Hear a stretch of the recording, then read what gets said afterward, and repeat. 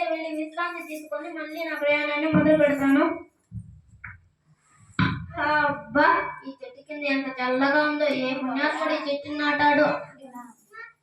అదే కొనుక్కుందా, మళ్ళీ నా ప్రయాణాన్ని మొదలు పెడతా.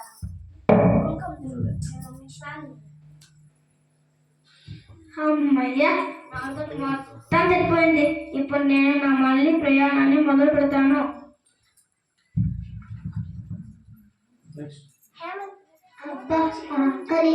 అబ్బా ఆకలి, తినడానికి కూడా ఏమీ తెచ్చుకోలేదు. ఇంకొంచెం పైకి తినకన్నా అంటే కళ్ళు తిరిగి పడిపోతానేమో. అక్కడెక్కడో ఒక చెట్టు ఉంది, అక్కడికి వెళ్ళి చూద్దాం. చెట్టుకు మామిడి పళ్ళు కాసాయి, ఇవి తిని ఆకలి తీర్చుకుంటాను. నా ఆకలి తీరింది. ఈ చెట్టు ఏ పుణ్యాత్ముడు నాటాడో, ఈ చెట్టు ఎన్ని సంవత్సరాల నుండి ఉందో, ఎన్ని పళ్ళు కాసిందో, నాలాంటి ఎంతమంది ఆకలి తీర్చిందో. ఈ చెట్టు దేవత లాంటిది. ఈ చెట్టుకు నమస్కరించండి.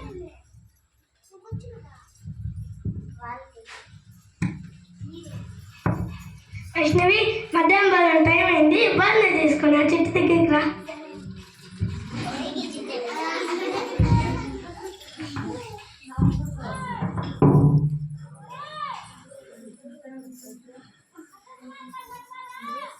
వైష్ణవి, ఆ చెట్టు మీద చూడు, ఎన్ని పక్షులు ఉన్నాయో. రకరకాల పక్షులు, రకరకాల జంతువులు, రకరకాల కీటకాలు నివసిస్తున్నాయి. ఆ చెట్టు అన్నిటికీ ఆశ్రమం ఇస్తుంది.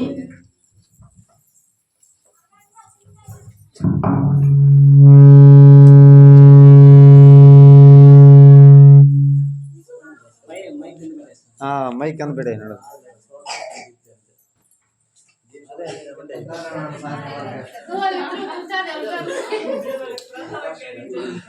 నేనే పని ఇస్తే పెట్టుకుంటున్నాను.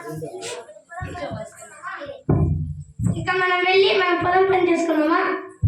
సరే అండి.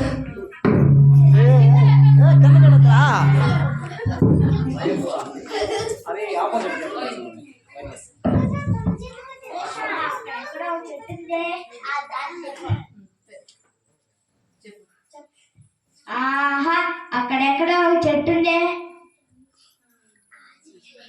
ఈ చెట్టును కొడితే చాలా కట్లు వస్తాయి, చాలా డబ్బు వస్తుంది. ఈ చెట్టును ఇప్పుడే కొట్టేయాలి. ఏం చేస్తున్నావయ్యా నువ్వు? ఈ చెట్టుని కొడుతున్నా. ఎందుకు? ఈ చెట్టును కొడితే చాలా కట్లు వస్తాయి, చాలా డబ్బు వస్తుంది. మేము చెట్టును కొట్టేకి ఒప్పుకోము. ఈ చెట్టు వల్ల చాలా ఉపయోగాలు. ఏంటవి?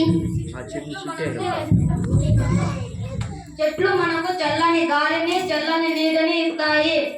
చెట్లు మనకు ప్రాణవాయువుని ఇస్తాయి. చెట్లు వర్షాన్ని కురిపిస్తాయి. చెట్లు మనకి ఆహారం ఇస్తుంది.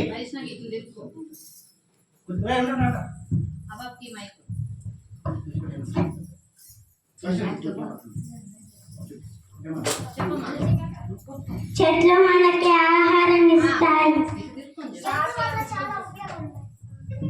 చెట్లు మనకి ఆహారం ఇస్తుంది. ఇంకా వర్షం పడినప్పుడు చెట్లు మట్టిని కొట్టుకుపోకుండా ఆపుతాయి. చెట్లు మనకు సేంద్రియ ఎరువునిస్తాయి.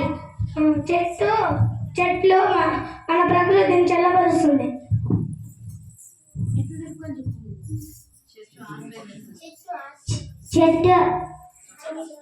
చెట్టు పక్షులకి, కీటకాలకి, జంతువులకి ఆశ్రయం ఇస్తుంది. ఇలాంటి చెట్టును కొట్టడానికి నీకు మనసునే అవుతుందయ్యా.